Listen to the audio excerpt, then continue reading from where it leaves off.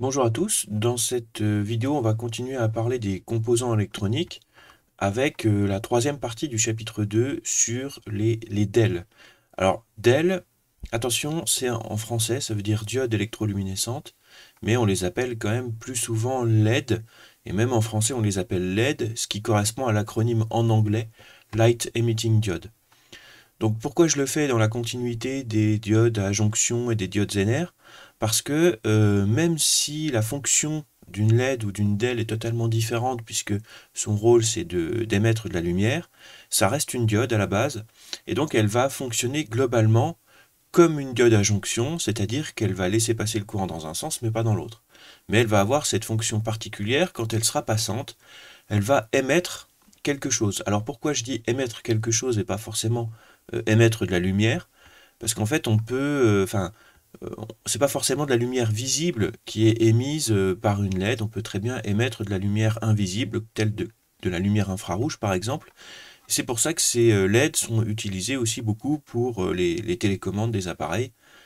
Ils sont commandés de manière lumineuse avec une lumière infrarouge qu'on ne voit pas à l'œil nu. Alors comme d'habitude, on va commencer par le symbole et le fonctionnement. Donc les LED, on peut les reconnaître facilement hein, sur les cartes électroniques. Hein. On a une idée, même dans la population générale, qui est claire de ce qu'est une LED. Hein. Tout le monde voit ce qu'est une LED. Il y a quand même quelque chose d'important à souligner, c'est que la LED, elle possède toujours, ou quasiment toujours, autour d'elle, une enveloppe en plastique, transparente. Et cette enveloppe en plastique, elle est colorée. Il faut savoir que c'est pas la couleur du plastique qu'on utilise pour fabriquer la LED qui va définir la couleur de la lumière émise par la LED. C'est le matériau au cœur de la LED qui va définir la couleur. Et donc, suivant le matériau, on va pouvoir fabriquer des LED qui émettent du bleu, du rouge, du jaune, du vert, etc. Mais je pourrais très bien faire ça avec un boîtier plastique transparent, sans couleur. Là, par exemple, ici, je peux être face à une LED qui peut être multicolore même, et par contre, bah, le boîtier, il est transparent. Alors pourquoi certaines ont des boîtiers colorés? Eh ben, c'est simplement pour qu'on puisse reconnaître la couleur de la lumière de la LED, même si elle n'est pas alimentée. Donc si par exemple je cherche dans mon stock de composants une LED jaune, eh ben, heureusement que j'ai le boîtier plastique jaune transparent pour reconnaître que c'est une LED jaune. Si elles étaient toutes transparentes, j'arriverais pas à faire la différence. Donc c'est simplement pour qu'on puisse faire la différence visuellement, sans qu'elles soient allumées, qu'on a ces emballages qui sont de différentes couleurs. Mais on ne pourrait faire que des LED qui sont en plastique transparent, et c'est simplement le matériau au cœur de la LED qui définit la couleur réellement. Donc le symbole de la LED, ce symbole ressemble à une diode à jonction. Hein. On reconnaît le côté cathode, on reconnaît le côté anode avec ce fameux plat, et donc je vais, comme pour une diode à jonction, avoir le sens du courant qui sera autorisé depuis l'anode vers la cathode, mais pas l'inverse. Par contre, la LED, elle a quelque chose de plus, on a ces deux petites flèches au-dessus qui symbolisent une émission de quelque chose quand la diode est passante. Si on regarde bien la LED en réel, on se rend compte qu'à l'intérieur, l'anode et la cathode n'ont pas tout à fait la même forme. La cathode est plus grosse et du côté de l'anode, j'ai une pointe qui va aussi symboliser le passage du courant. Donc ça, c'est encore une manière de connaître le sens de la LED. Également, quand on la regarde par au-dessus, il y a un méplat du côté de la cathode, c'est-à-dire que le rond est légèrement aplati du côté de la cathode. Et quand la LED est neuve et pas encore soudée, on a la patte de l'anode qui est plus longue que la patte de la cathode. Et donc, du coup, on peut reconnaître le côté plus du côté moins. Donc une DEL, diode électroluminescente, donc ça c'est l'acronyme en français, est aussi appelée LED en anglais, Light Emitting Diode. Quand elle est passante, c'est-à-dire que quand je fais passer un courant de l'anode vers la cathode, elle s'éclaire, oui, mais à condition que le courant qui la traverse soit compris entre 10 et 50 mA environ. Alors ça dépend des LED, hein. Ça c'est pour les LED les plus courantes, mais il y en a d'autres, des LED de haute intensité qui pourront supporter un courant plus élevé. Mais grosso modo, on peut considérer qu'en dessous de 10 mA, j'ai pas assez de courant à l'intérieur pour qu'elle puisse s'allumer suffisamment pour que je la voie. Voilà, donc si je suis au moins à 10 mA et en dessous du courant maximum que peut supporter la LED, parce qu'après, eh ben, elle va claquer, je vais avoir un éclairage suffisant. Et vous l'aurez deviné, comment je vais faire pour régler le courant qui passe à travers la LED? Je vais encore une fois utiliser une résistance, puisque c'est mon frein à courant habituel. Donc sa tension de seuil, je rappelle, la tension de seuil, c'est la tension qu'il y a aux bornes d'une diode quand elle est passante, c'est la perte si vous voulez, elle est d'environ 2 volts. Quand on avait une diode au silicium, c'était 0,6, 0,7 volts. Donc on voit que, électriquement parlant, une LED, elle a un gros défaut, elle a une tension de seuil de 2 volts, c'est un gros défaut. Par contre, compensé par l'avantage qu'elle émet de la lumière. Alors, ce qui explique qu'elle ne peut pas fonctionner avec des piles de tension plus petites. Si je mets une pile de 1,5 volts sur une LED, elle ne s'allumera pas, parce que je ne dépasse pas la tension de seuil, et si je ne dépasse pas la tension de seuil, elle ne devient pas passante. Donc il n'y a pas de courant qui passe au travers. Même si théoriquement, une pile de 1,5 volts, elle peut largement fournir le courant qu'il faut.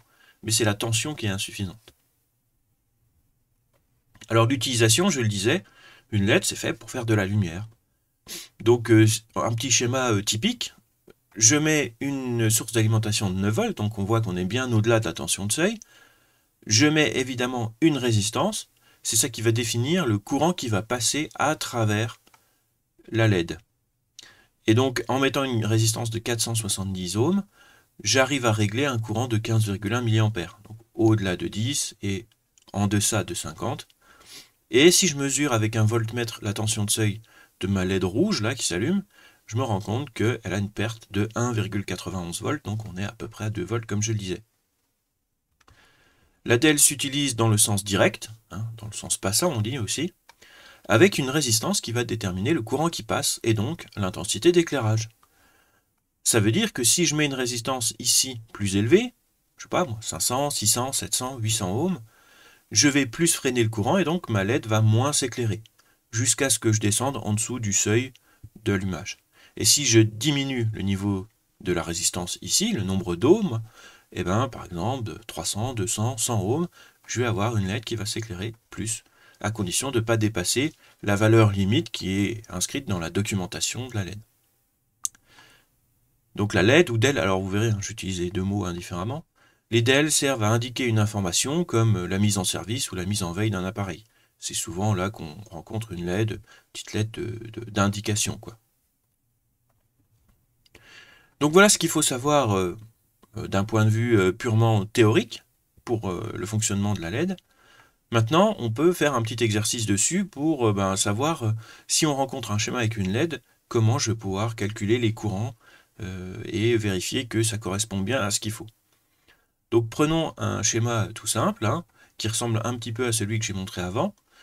On a une source d'alimentation de tension ici, avec une tension que j'ai appelée UAM, qui est la différence de potentiel entre le point A et le point M.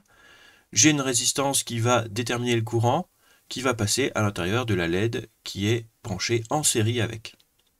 Donc j'ai différents points, A, M, B, et donc là on verra que la tension aux bornes de la LED c'est UBM, et la tension aux bornes de la résistance c'est UAB.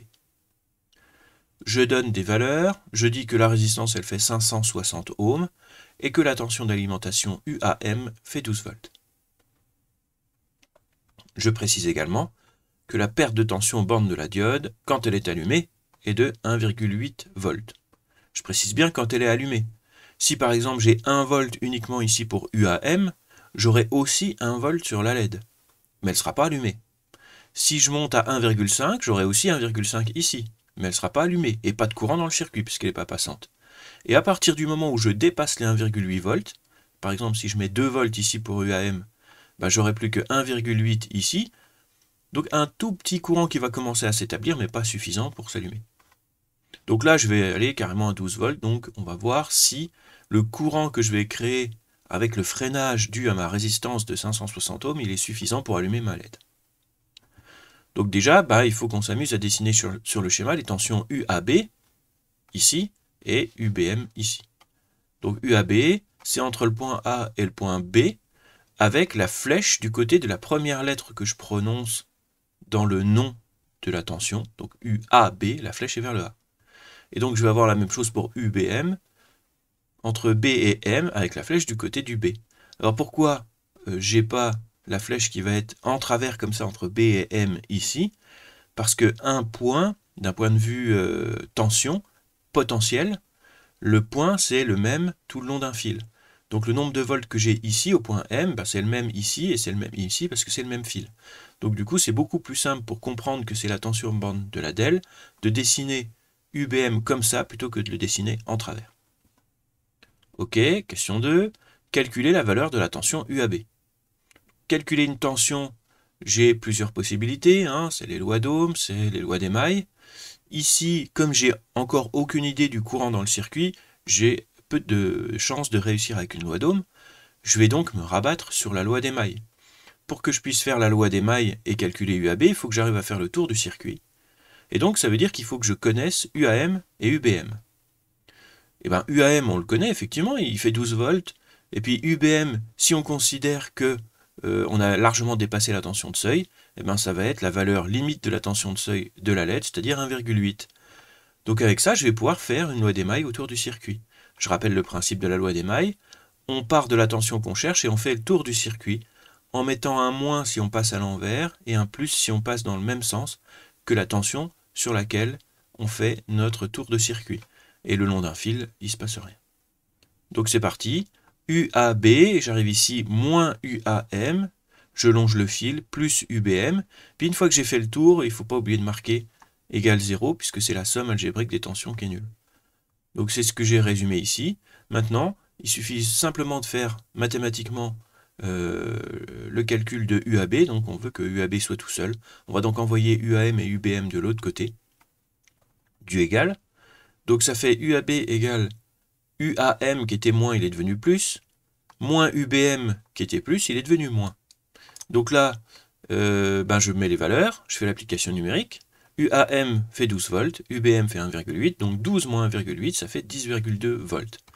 Ça veut dire que sur les 12 de départ, j'ai 1,8 perdu dans la LED, donc il reste 10,2 sur la résistance.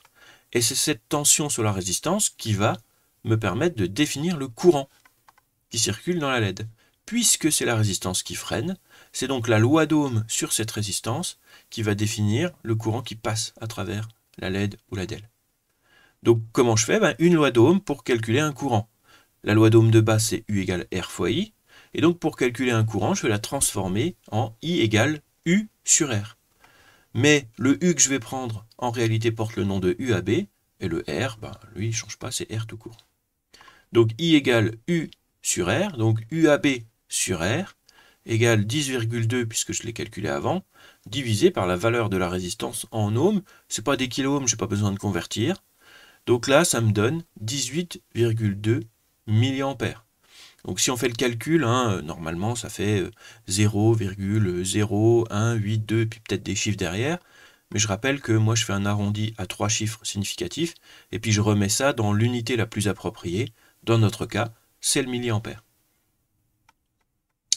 Si on ajoute, alors on peut quand même conclure que 18,2 mA, on est au-delà des 10 mA minimum qu'il faut pour allumer la LED, et puis on est en dessous des 50 mA. Donc elle va s'allumer correctement, très bien. Maintenant, imaginons qu'on ajoute une deuxième DEL en série avec la première. Donc en série, ça veut dire par exemple qu'on la dessinerait ici. Quelle sera alors la valeur de la tension UAB? Donc là, il faut quand même qu'on réfléchisse un peu. Si j'ai une deuxième LED ici en série, est-ce que les deux ensemble vont avoir une tension de seuil qui va être plus grande ou plus petite que les 12 volts d'entrée? Si c'est les mêmes, j'ai 1,8 en tension de seuil pour la première, puis 1,8 en tension de seuil pour la deuxième. Donc ça veut dire que je vais avoir 3,6 volts de tension de seuil, de tension de perte ici. Je suis bien en dessous des 12 volts. Donc je vais bien avoir du courant qui va s'établir dedans. Donc ça veut dire que maintenant, si je refais ma loi d'émail, la même que tout à l'heure, au lieu d'avoir une perte de 1,8, j'aurai une perte de 2 fois plus importante, donc 3,6. Ce qui veut dire que si je mets une deuxième LED en série, j'aurai plus 10,2 volts sur la résistance, mais beaucoup moins, 8,4. Ce qui va effectivement changer la valeur du courant également, puisque le courant dépend de UAB et de R. Si je diminue la valeur de UAB, et que R ne bouge pas, ben, j'aurai moins de courant. Donc je peux refaire le calcul du courant dans la LED. Calculer le courant circulant dans les deux DEL et dites si elles seront correctement illuminées. Ben, je vais refaire ma loi des dômes ici. Si je refais ma loi d'ohm, ben, à la place de 10,2, je vais mettre 8,4. C'est exactement la même, hein, les composants n'ont pas changé. Et du coup, je me retrouve avec 15 mA, ce qui est moins, on va dire même un petit peu limite pour l'allumage des LED. Donc on peut en conclure qu'elles seront allumées, mais assez faiblement. Voilà. Donc vous l'aurez compris, dans un montage avec une LED ou une DEL, le plus important, c'est le calcul de la résistance, parce que c'est ça qui va générer la quantité de lumière qui va être émise par la LED. Donc, il faut que ça dépasse la tension de seuil, mais par contre, il ne faut pas dépasser le courant maximum accepté par la LED, qui dépend du modèle de LED qu'on achète. Voilà, je m'arrête ici pour aujourd'hui. Dans la prochaine vidéo, on parlera d'un autre composant, les transistors bipolaires. On verra, on commencera à parler un petit peu des transistors, qui sont des composants un petit peu plus compliqués, hein, dans les semi-conducteurs. Je vous remercie et je vous dis à bientôt.